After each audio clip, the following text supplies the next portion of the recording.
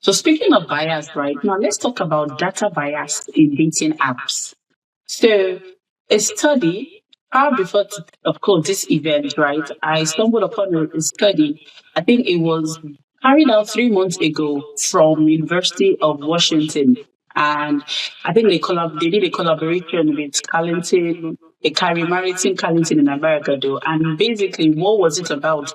They picked a sample of study of over 240,000 users from an online dating platform. And they ran a study on it. And their findings depicted that that online platform was on or had what we call popularity bias, which basically just means the more popular you are, the higher the chances that the algorithms on the dating platform would always be projecting your profile. Like I'm a new user now, I just sign in, and the next thing I'm just saying me, right? Who is this dark, handsome dude? Oh my god. Meanwhile, there are other less popular people who are looking for love and who are like, oh God, oh, let me find my missing rib here, But the bias of the app already has restricted them from even meeting possible connections. So what do you think? What are your thoughts on that? While you were giving this example, I would say something. When you mentioned introducing me, you mentioned personal and business development. So I will tell you that bias is mostly a business part of the approach of the app. So I'll give you an example. Okay. In terms of data, there is also some sort of information about preference, general preference.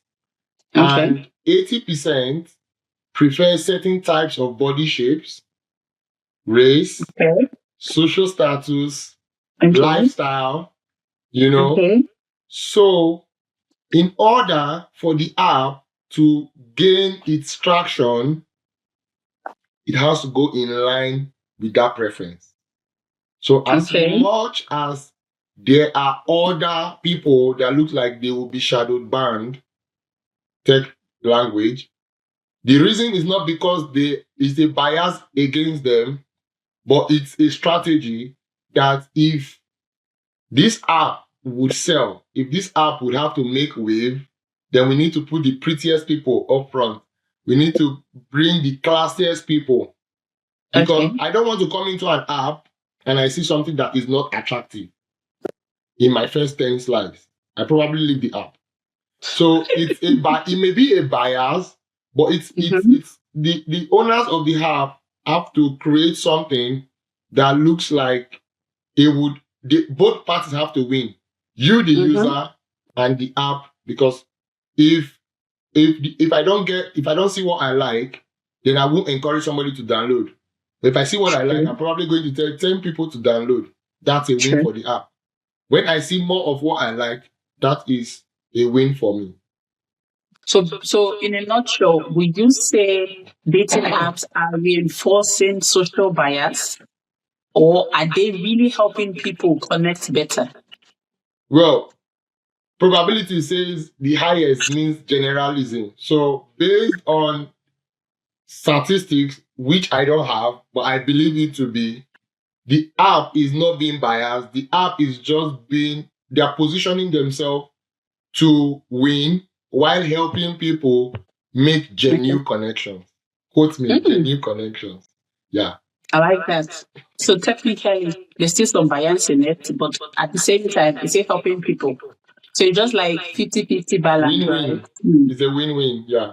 So here's a big one, right? So I literally jotted this question specifically for you. And I'm like, so if AI could choose a partner for you as of today based on your data, would you trust it? If yes, why or why not?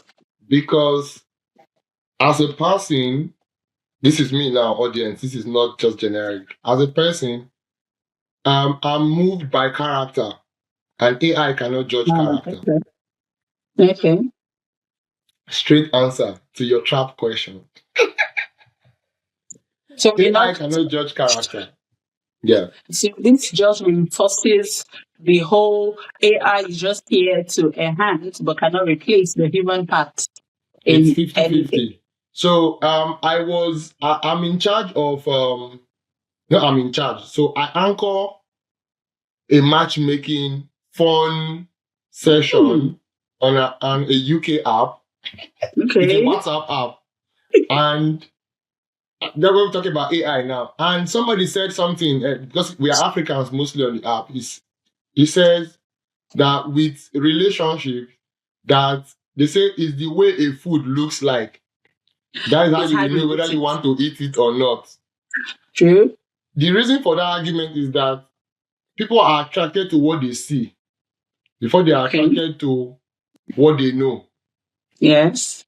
People are attracted to what they see before they are attracted to what they know.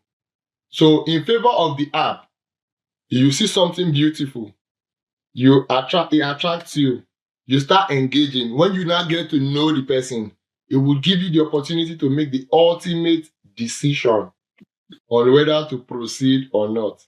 So, what AI has done for you is to bring suitable matches for you to now judge character by yourself. So, it is an Mm, assistant. mm, So, they are still I delivering like in that. their work, in their tasks, in their prompt. You're smart. You're really smart. So, but I mean, lastly, right, this has really been very, very, very impactful. I mean, and of course, eye-opening for me as well, learning from you. A final question, right? So, do you think love, as people say, right, can, or I'm trying to put this in a layman's language now. Okay. So, okay, let me just read it here. So, do you think love can still strive in a world where algorithms shape attention and visibility? Yes. Because the first question, I'm sure some viewers will ask, like, oh, Louisa, what is love? What is your definition of love? You know, before, bless you there. Before my late mother passed away, may her soul rest in peace, she Oh, used to bless her say soul. that the difference between now and then, because that's what we're talking about, then and now that there's technology, is that in the past, you you know before you love. But in the present, we love before we know. Put that short. In the past, you know Okay. before you love. Now you love before you know. And that is why when we log into these dating apps, we're like, wow, this girl is hot, she has shape. Before you've met her, you practically fall in love with her. That is why you can even see that over the apps, you see some people have already started sending monies, started gifting these people that they see on the app, even without seeing them. Shower of love. So people want to love before they know. And well, we can't blame it. So that's why I've said the definition of love. The viewers in the comment section, please let us know if we are right. But that is what it has shaped this. So to answer your question again, I said yes, because in this generation, people love before they know. So, I mean, this has been a very, very rich conversation with you. It has been mind blowing. And thank you for bringing wisdom and, of course, your heart here to our podcast. As usual, is a tradition for us here to ask you a signature question, which, okay, I know you're smart. You're going to try to rope out of this. So, which you have always been doing. But, so, I mean, so of all the five whys, which is the who, the what, the when, the where, right, and why, and sometimes maybe how, which one drives you the most, like, and why, You've in a answered it. nutshell? You answered it. And why? And why? Yes. Because there is no quest to all the other W's without the why. So, okay, so it's more or less like who made you, what moves you, what clicked for you. And I mean, now I'm talking about you as a person and as your brand, right? So just in a nutshell, who made you, what clicked for you, and why? Why was that? Yeah, so I'll start from the why because it Yeah. leads to everything else. So, why am I who I am? Yes. Why has who I am made me what I am? So, the first one, I have gathered vast experience Okay. and I have seen that I don't want people to be where I was Sure. because I come from the bottom. Let me use this slang. Started from the bottom, now I'm here. So I come from the bottom and I knew what it means to be where I am. And Okay. I have seen that it's an opportunity to give other people the opportunity to be where I am or even more than where I can be. Because Sure. the most important thing is that we have the formula, but how far people can go will be determined by themselves. So I can give two people the same formula, the same approach, and one person will do better. So that is the why that has driven me to who I am. And how has it led me to what I am? Is because by teaching people, by impacting on people, I tend to improve myself. Because a better version of me will make a better version of you. So that is why Hmm. I am what I am. Wisdom in the word. So thank you so much. Thank you so much again. I'm more than, I don't even know the word. Like, I'm just very grateful for coming on board here today. And of course, for learning, because to me, it's all about learning. I've learned so much in a short period of time. And I just want to say, on behalf of Explore with Louisa, we're very grateful and having you on board, right? So, guys, if today's episode literally sparked something in you, if it made you rethink of what love is, and on how you swipe and how you match and what you think love is, right?